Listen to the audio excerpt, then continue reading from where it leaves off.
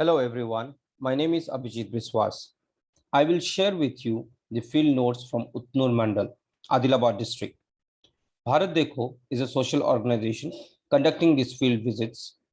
Currently, we are visiting remote locations in Telangana to understand the conditions of health centers and people's need. This visit was conducted on 3rd and 4th July 2021 at Utnur Mandal in Adilabad district. We will articulate our collective experience of this visit through this video. If you find the video meaningful, do share it with your friends and families. As per Niti Aayog's report in 2018, Adilabad is the second most backward district in the country. Around 50% of the population in Adilabad belongs to SC and ST category, and the majority of them speaks Telugu, Gondi, and Marathi. Also, few of them speaks Urdu, Lambadi, and Kolami. Utnur is one of the revenue divisions of Adilabad with two mandals and two census towns. We visited two hospitals and three villages in Utnur during our field visit. Our first visit was to Kolamgura village that belongs to Kolam tribe. They are classified as particularly vulnerable tribal groups by the government. We met Sidam Bhim Bhai in the village. She briefed us about the current situations. She told us that people in the village are satisfied with the ASHA workers and the ambulance service. The government is putting an effort to make sure that childbirth happens in hospitals to take care of the health of both the mother and the child. To uplift the economic conditions of the Kolam tribe, ITDA, Integrated Tribal Development Agency, which is a critical department in this area, has provided them with livestock. People living in this village pray to their local deity, Aval Pain, and believes that if they pray to their god, they will not be affected by corona. The majority of them are not aware that there is a possibility of third wave. Sidam Bhimbai said a majority of people, especially women, are suffering from anemia in the village. After visiting Kolamgura, we went to the public health center in Zari village. We met Dr. Pavan and a few people from nearby villages. Dr. Pavan alone is managing two hospitals. One is PHC Zari and the other is PHC Gadigura.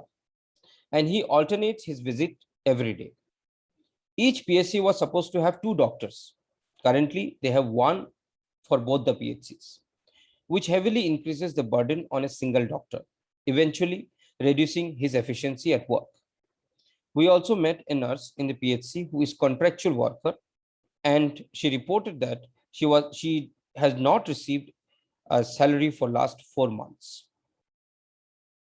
We spoke with a few of the people from the nearby villages who were there in the PHC. They have informed us that a medical team from the PHC, mostly ASHA and ANMs, have conducted a survey in the entire village during the second wave and have distributed COVID kit to all the symptomatic patients. We found people were aware of corona a lot more than in Kolamgura. Also, people were ready to comply with COVID precautions here. When we inquired about how they got all this information about COVID, they told us that few members from the village go to the towns to work, and also few of them have smartphones and WhatsApp where they read this information. Once again, people shared that they were pleased with 102 for regular checkups and Aval project assistance for delivering children, and both are functioning efficiently. In case of any emergency, they call their ASHA and she calls the ambulance and accompanies them. Just when we all were pleased hearing about our government policies and infrastructure which are supporting the people, we got to know some more contrasting fact from another village. After our visit to PHC Zari, we decided to visit a village that was a little far away from the main road and wanted to understand the situation there. We reached Kothapalli Kolamgura, a small a small hamlet of 20 families living in 10 houses. The government constructed these houses in 2019, but even today, doors and windows were not provided. We met few people from nearby village. They were from Mahar community.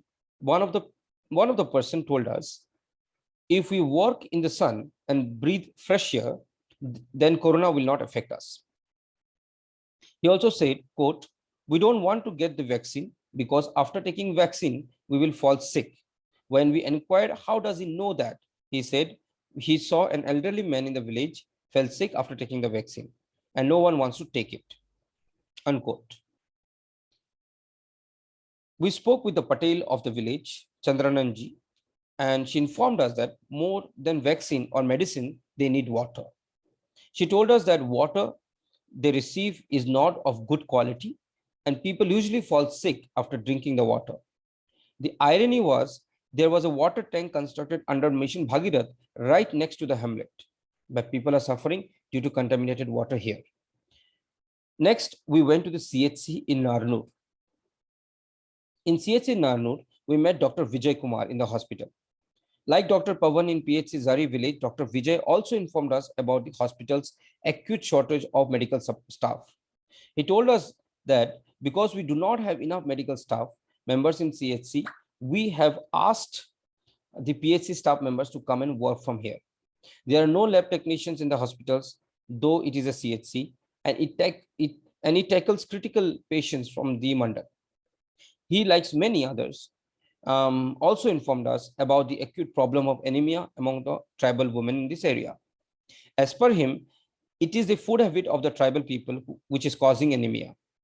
When we further inquired, we found that most of the tribal population are into cotton farming and they don't grow their own food. They rely on food provided to them by the ration given by the government. And the quality of the ration is extremely poor.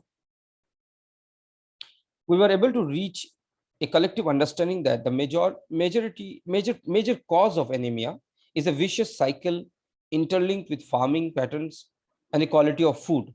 We feel the government health department, revenue and food department, and also local people need to sit together to improve the quality of food consumption. And to begin with, the village health, sanitation and nutrition committee needs to be strengthened and empowered for building awareness in local people. Before we left the hospital, we spoke with the ASHA worker. She said, I have an oximeter, but I don't know how to use it. And I don't have thermometer, which was quite contrary to what we heard from the other staff in the hospital, who said, quote, all ASHA workers got oximeter and thermometers, unquote. By this point, the critical importance of ASHA worker in the rural health is understood by all of us. We feel officials of the mandal need to do a thorough checkup. First, to understand if all the resources have reached to the ASHA workers and they are fully aware of how to use them. If any corruption is found, officials need to take strict actions against that. Next day, we visited one of the remote villages. There were no proper roads, so we took our two-wheelers and rode through the cotton fields and forest. We also had to cross a muddy stream in the forest, thanks to Mr. Madhav Rao, a resident of that village, who helped us take our bikes across the stream. Madhav Rao grew up in this village and now lives in Utnur town. He is a member of Chikki factory, which ITDA started for economic upliftment of the tribal people. We reached there by 7 a.m. and met a few residents and listened to their stories. They were partially aware of Corona. They had heard about it when they went to the town for some work. They said, quote, yes, some officials gave us a lot of masks and asked us to wear the mask when we come to the town. But we have different problems. ASHA and ANM never visits our village. And if one of us gets fever, we either have to walk or go on a bullock cart to the nearest hospital. It takes us 2 hours time to cover a distance of 8 kilometers. A few years ago, one boy from this village died on the way while reaching to the hospital. We have requested many officials, but no one comes and listens to our problem. We also don't get support from our Sarpanch or Deputy Sarpanch. It was painful to see their condition and helplessness. They don't have access to power supply. Recently, government has provided them with a solar water plant and an overhead tank under Mission Bhagirath. They were thankful to the government, but they informed us there are 4 to 5 villages around 2 to 3 kilometer radius where there is no power nor any solar plants. And people of these villages have to rely on the muddy streams flowing through the forest for drinking and other purposes. And they do fall sick after drinking the water. This was a very difficult visit. People of this village are worried about the health condition and also worried about their farming lands. Out of all who applied for registration of their land, only one has received the registration. And they are worried that other dominant people from the nearby village will grab their land. We met one person who said, quote, last year, few people came at night with a tractor and grabbed my land. These people are powerful people and we could not fight back. Now I don't have any land. I go to the nearby town looking for some work, but due to lockdown, there is no work also, unquote. We request ITDA to take immediate action, steps to reconcile between the health department and the revenue department and make sure that immediate help is reached here. While returning from the village, we saw 2 small-scale industries started by ITDA for the economic upliftment of the local tribal community. After the visit, we understood that good health and well-being is not only about having effective healthcare centers, but healthcare is a much broader concept. This includes food habits, farming patterns, economic status, access to roads, availability of resources to the grassroots health workers, and the optimum use of those resources.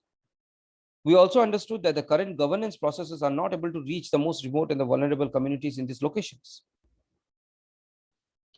As the health domain is interconnected and integrated with many other factors, we strongly recommend ITDA to create a division level leadership committee with department heads from health, women and child development, WCD, and revenue.